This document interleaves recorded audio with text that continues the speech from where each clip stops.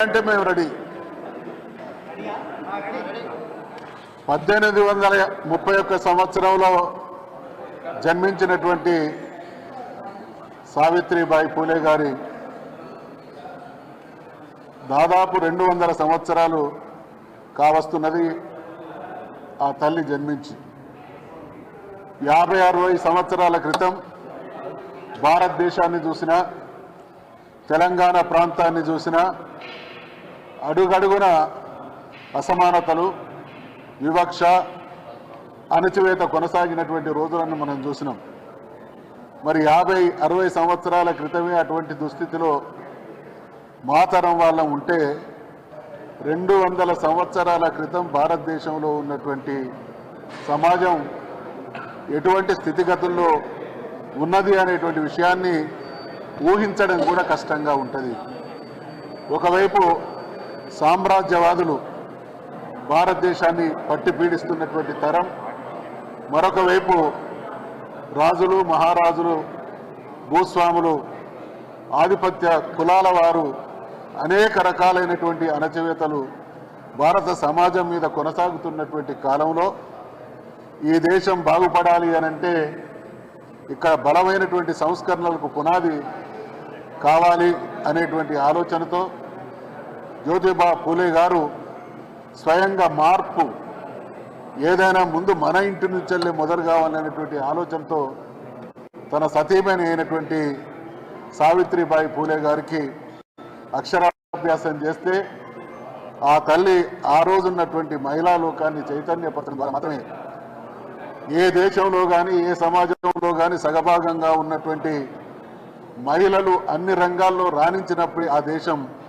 అన్ని విధాలుగా అభివృద్ధి చెందుతుంది అనేటువంటి ఆలోచనతో అనేక వర్గాల నుండి తీవ్ర ప్రతిఘటన ఎదిరించి అవమానాలను సహించి జాతిని సంస్కరించేటువంటి మహా బాధ్యతను తన భుజస్కంధాల మీద వేసుకొని అనేక ప్రాంతాల్లో మహిళల కోసం బాలికల కోసం విద్యాలయాలు ప్రారంభించి ఈ దేశంలో మహిళా సంస్కరణలకు పునాది వేసినటువంటి మహనీయురాలుగా సావిత్రిబాయి పూలే మిగిలిపోతుంది.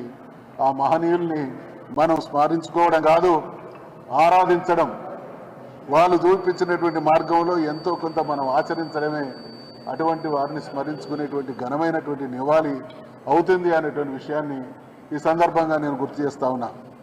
ఆ ఆలోచన తెలంగాణ రాష్ట్రాన్ని సాధించే నాటికి తెలంగాణలో ఉన్నటువంటి దుస్థితిని తన కల్లారా 14 సంవత్సరాల ఉద్యమ కాలంలో అనుక్షణం చూసి పరితపించినటువంటి మహానుభావుడు కేసీఆర్ కాబట్టే ఈ దేశంలో ఏ రాష్ట్రంలో లేని విధంగా అనేక వందల రెసిడెన్షియల్ స్కూళ్లను ఏర్పాటు చేసి బాలులకు బాలికలకు ఉన్నతమైనటువంటి శ్రేష్టమైనటువంటి విద్యను అందించి ఆ సంస్కరణను అమలు చేసినటువంటి మరో సంస్కరణవాది కేసీఆర్ అనేటువంటి విషయాన్ని ఈ సందర్భంగా గుర్తు చేస్తూ ఉన్నాం. ఈ సందర్భంగా భారత ప్రభుత్వానికి నేను విజ్ఞప్తి చేస్తూ ఉన్నాను. చరిత్ర సృష్టించి సంస్కరణలతో ఈ దేశ భవితవ్యానికి బంగారు బాటలు వేసినటువంటి ఆ జంటగా మొదటి భారతరత్న పొందినటువంటి జంటగా ఆ కుటుంబం వారికి ఆ గౌరవం దక్కాలని, అందుకనే ఈ వేదిక నుండి మేము డిమాండ్ చేస్తూ ఉన్నాం, విజ్ఞప్తి చేస్తూ ఉన్నాం కేంద్ర ప్రభుత్వానికి సావిత్రిబాయి పూలే జ్యోతిబా పూలే జంటకు భారతరత్న పురస్కారాన్ని ప్రదానం చేసి వారిని మనం తరతరాలుగా భారత జాతి ఉన్నంత వరకు కూడా వాళ్ళని స్మరించుకునే విధమైనటువంటి గౌరవం వారికి దక్కాలనేటువంటి విషయాన్ని డిమాండ్ చేస్తూ విజ్ఞప్తి చేస్తూ మనమందరం కూడా మహనీయులను స్మరించడం అంటే దండం పెట్టి దండలేసి అంతటితో కార్యక్రమాన్ని ముగించడం కాదు. వందల సంవత్సరాల క్రితమే ప్రతికూలతలు ఉన్నటువంటి రోజుల్లోనే అంత త్యాగానికి తెగించి ముందుకొచ్చి మన జీవితాల్లో వెలుగు నింపేటువంటి ప్రయత్నం వారు చేసింది కాబట్టి వారిని ఆదర్శంగా తీసుకోవడం అంటే వారి సంస్కరణలు మనం కూడా పుణికిపుచ్చుకొని అమలు చేయడమే అవుతుంది. కాబట్టి మనమందరం కూడా రాబోయే తరాల భవిష్యత్తు రీత్యా ఏం చేస్తే ఈ జాతికి మన ప్రజలకు మన చుట్టూ ఉన్నటువంటి సమాజానికి మంచి జరుగుతుందో ఆ దిశగా మనం కూడా పునరంకితం కావాల్సినటువంటి గొప్ప దినం ఈ దినం అనేటువంటి విషయాన్ని మరొక్కసారి మనవి చేస్తూ, ఏ లోకంలో ఉన్న ఆ జంట సావిత్రిబాయి పూలే జ్యోతిబా పూలే దంపతుల ఆశీస్సులు నిరంతరం భారత జాతి మీద కురిపిస్తూనే ఉండాలని మరి ఆ దేవుణ్ణి ప్రార్థిస్తూ సెలవు. సావిత్రిబాయి పూలే జయంతి సందర్భంగా ఆ జాతి బిడ్డలుగా వారికి ఘనమైన నివాళులు అర్పిస్తూ ఈ భారతదేశంలో మార్పుకు ప్రధాన కారణం ఇద్దరు. ఒకరు మహాత్మా జ్యోతిబా పూలే, రెండవ సావిత్రిబాయి పూలే. ఈ అట్టడుగు వర్గాల వాళ్ళు ఒక రిజర్వేషన్ ప్రక్రియ ద్వారానే పైకి రాగలుగుతారు. వీళ్ళకు రిజర్వేషన్ కల్పించాలని చెప్పి ఆలోచనతో మదనపడి ఆ రోజు సామ్రాజ్యంలో రిజర్వేషన్ కల్పించి మరి ఆనాటి నుంచి అంబేద్కర్ గారు కూడా గురువుగా భావించి రాజ్యాంగం రాసి అందరికీ సమానత్వం ఉన్నప్పుడే కొట్లాటలు ఉద్యమాలు గొడవలు కావు, అందరూ సమానత్వం ఉన్నప్పుడు ఈ దేశం బాగుపడుతుందని ఆలోచన చేయడం జరిగింది. మరి మహిళలు చదువుకుంటేనే ఈ దేశం బాగుపడుతుంది. మహిళలు చదవడానికి బయటకు వస్తే మహిళల చెవులలో సీసం పోసి భయంకరమైన పరిస్థితులు చేసే రోజుల్లో ఆమె భయపడకుండా మొట్టమొదటి దేశంలోనే మొట్టమొదటి ఉపాధ్యాయురాలు. ఆమె చదువు చెప్పడానికి వెళ్తే ఎంతోమంది అవమానించింది, బురదను చీర మీద పోసింది, అనేక రకాలుగా అసభ్యంగా ఎన్ని ప్రయత్నం చేసినా మొక్కవని ధైర్యంతో ఆమె చదువు చెప్పి ఈ దేశంలో మార్పు కారణమైంది. మరి వీళ్ళ ఆధారంగానే రాజ్యాంగం వచ్చింది, రాజ్యాంగం రావడం జరిగింది. అంబేద్కర్ గారు కూడా ఆదర్శంగా తీసుకొని ఆ రాజ్యాంగంలో ఆర్టికల్ 3 ఉన్నందుకే మన కేసీఆర్ గారు తెలంగాణ గురించి కొట్లాడిండు. ఇలా సావిత్రిబాయి పూలే ఆశయాలు తెలంగాణ రాష్ట్రంలో 10 సంవత్సరాల్లో గురుకులాలు ఏర్పాటు చేసి, హాస్టల్ ఏర్పాటు చేసి, మహిళలకు సపరేట్ స్కూళ్ళు, వాళ్ళకు ఒక వ్యవస్థను ఏర్పాటు చేసినటువంటి ఘనత ఇలా టీఆర్ఎస్ ప్రభుత్వాన్ని కేసీఆర్ గారు.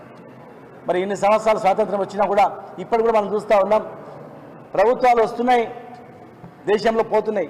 కానీ ఈరోజు ఈ భారతదేశంలో అట్టడుగు వర్గాలకు ఒక మంత్రిత్వ శాఖనే లేదంటే అసలు ఎంత సంఖ్య ఉన్నారో ఆ స్థితిగతులు ఏందో ఇప్పటికి సెన్సెస్లో కూడా చేర్చడానికి కూడా వాళ్ళు ఒప్పుకోలేదంటే మరి ఈ దేశం యొక్క పరిస్థితి ఎట్లా ఉంది? ఇప్పటికి ఏం చేసిండ్రు? మన ఎట్లా చూస్తున్నారు?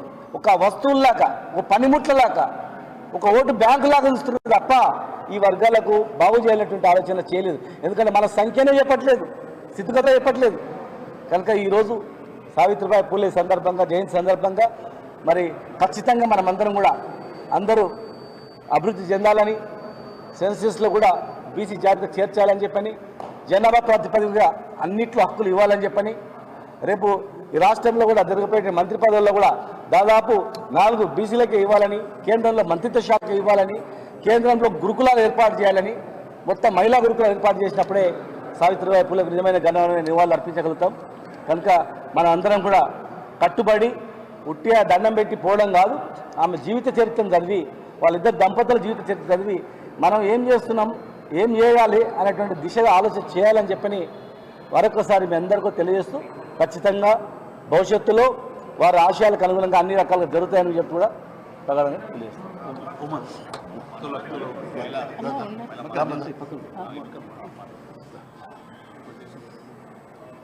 సావిత్రిబాయి పూలే జయంతి సందర్భంగా మా మహిళా లోకం, మా మహిళా సోదరమణులందరికీ కూడా శుభాకాంక్షలు తెలియజేస్తూ, సావిత్రిబాయి పూలే గారు భారతదేశంలోనే మొట్టమొదటి చదువుకున్నటువంటి మహిళ, మొట్టమొదటి ఉపాధ్యాయురాలు.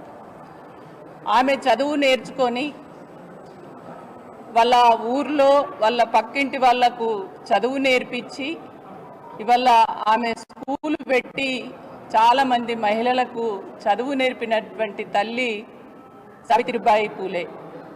ఇవాళ తను ఉపాధ్యాయురాలుగా ఉండి మహిళల్ని అక్షరాస్యులుగా తీర్చిదిద్దినటువంటి మొట్టమొదటి మహిళ సావిత్రిబాయి పూలే. ఆమె నేర్పడం వల్ల ఇవాళ తెలంగాణ భవన్లో ఇవాళ తులా ఉమా మాట్లాడగలుగుతుంది అంటే ఇవాళ డాక్టర్లుగా, టీచర్లుగా వివిధ హోదాలలో చదువుకొని రాజకీయవేత్తలుగా ముందుకొచ్చి ఇవాళ ప్రజాప్రతినిధులుగా ఉన్నారు అని అంటే ఇవాళ మహిళలు 33% రిజర్వేషన్ కావాలని అడిగే పరిస్థితి, ఇవాళ కొట్లాడుతున్న పరిస్థితి వచ్చింది అని అంటే దానికి సావిత్రిబాయి పూలే గారు. కాబట్టి సావిత్రిబాయి పూలే గారికి అంటే సావిత్రిబాయి పూలే అంటే జ్యోతిరావు పూలే గారు భర్త కావడం, ఆమెను ఒక అక్షరాలు నేర్పించి చదివించి ఆమెను సమాజంలో వాళ్ళ మహిళలందరినీ వాళ్ళ పైన జరుగుతున్నటువంటి మహిళా హక్కుల కోసం కొట్లాడేటువంటి ఒక చైతన్యాన్ని ఇచ్చి వాళ్ళ ముందు నడిపినటువంటి వ్యక్తి జ్యోతిరావు పూలే గారు. ఆనాడు కులాల పేరు మీద, మతాల పేరు మీద అట్టడుగు వర్గాలకు జరుగుతున్నటువంటి అన్యాయాన్ని ఎప్పటికప్పుడు ఎండగడుతూ ఇవాళ సామాజిక కోణంలో అనేక పోరాటాలు చేసినటువంటి వ్యక్తులు వీళ్ళిద్దరూ కూడా. కాబట్టే